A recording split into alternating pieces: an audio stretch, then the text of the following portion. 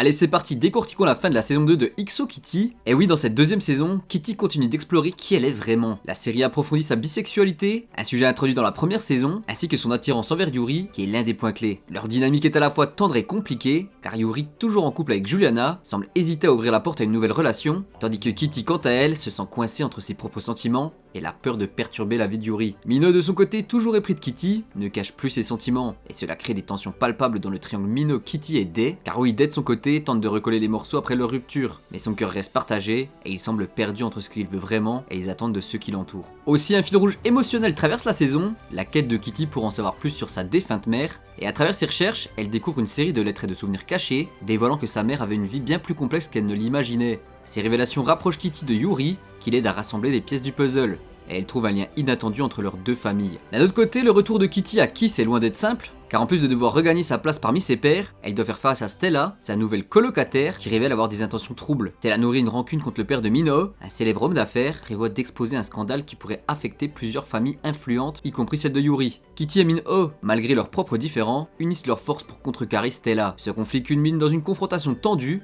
mais Kitty, fidèle à son caractère ingénieux et courageux, parvient à déjouer les plans de Stella. Finalement, à la fin de la saison, un grand concours de talent est organisé à Kiss. Day y participe, espérant gagner une somme d'argent pour aider financièrement sa famille. Il donne une performance émouvante, mais ne remporte pas le concours. Cet échec souligne sa lutte constante pour se montrer à la hauteur de ses propres attentes et de celles des autres. Pendant ce temps, Kitty soutient ses amis dans les coulisses, mais cet événement devient aussi une opportunité pour Minho de se rapprocher d'elle en lui offrant un soutien discret mais sincère. Cela ajoute une nouvelle dimension à leur relation qui commence à dépasser la simple amitié.